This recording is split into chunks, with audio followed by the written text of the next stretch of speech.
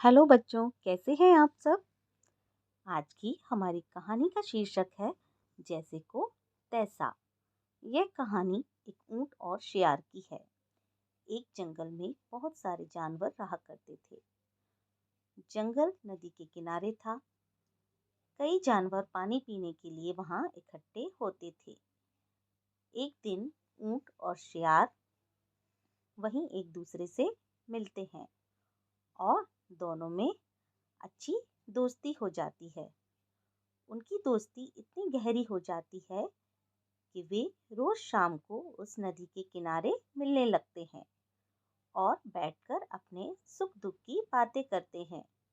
दोनों अपने पारिवारिक मसले वहां सुलझाते हैं, एक दूसरे से बातें करते हैं।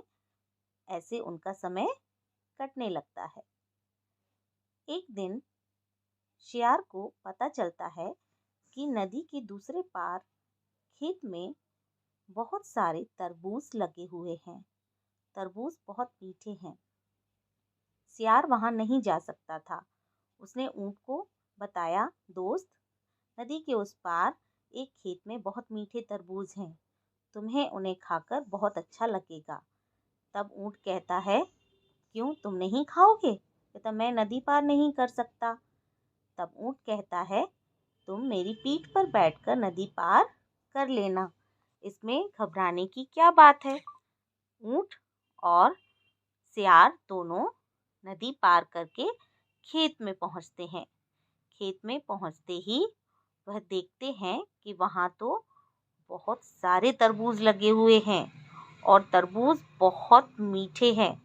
दोनों पेट भर के तरबूज खाते हैं और तरबूज खाने के बाद सियार जोर जोर से चिल्लाने लगता है। तब ऊंट कहता है, तुम चिल्ला क्यों रहे हो? तुम्हारी आवाज सुनकर खेत का मालिक आ जाएगा और हम दोनों को मार पड़ेगी। लेकिन सियार नहीं सुनता।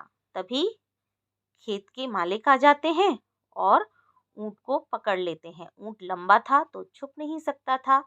सियार पेड़ों के पीछे छुप जाता है। सारे किसान मिलकर ऊंट की बहुत पिटाई करते हैं। वह जैसे तैसे अपनी जान बचाकर वहां से भागता है और सियार छुपकर ये सब देख रहा होता है। ऊंट खेत से भागता हुआ नदी की तरफ भागने लगता है। तब सियार पेड़ के पीछे से आता है और उससे कहता है, भाई बच गए, अच्छा रहा। लेकिन ऊंट बहुत गुस्से में था, तो भी उसने अपने गुस्से को रोक कर रखा और नदी की तरफ चलने लगा। सियार भी उसके पीछे पीछे चलने लगा। ऊंट ने सियार को अपनी पीठ पर बिठाया और नदी में उतर गया। नदी पार करने लगा। जैसे ही ऊंट नदी के बीचों बीच पहुंचा, वह नदी में गोते लगाने लगा। तब सियार डर गया और उसने ऊंट से पूछा, तुम ऐसा क्यों कर रहे हो? तब ऊंट ने कहा, मुझे खाना खा के पानी में लोट लगाने की आदत है। सियार समझ गया कि ऊंट मुझसे बदला ले रहा है।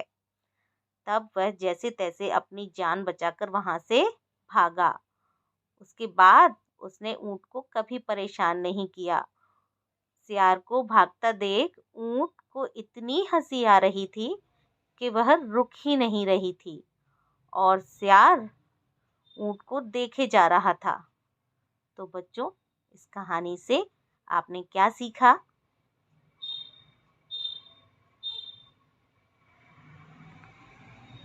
हाँ, हमें शिक्षा मिलती है कि किसी के भोलेपन का फायदा नहीं उठाना चाहिए।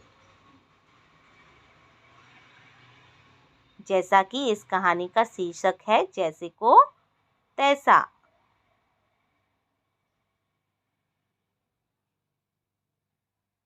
हम किसी के साथ अगर बुरा करते हैं तो हमें भी बुरा ही मिलता है।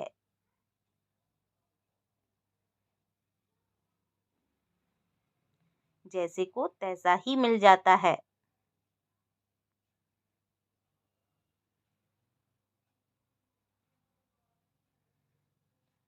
जैसे कि ऊँट ने सियार को सबक सिखाने के लिए उसकी ही भाषा में उसे समझाया।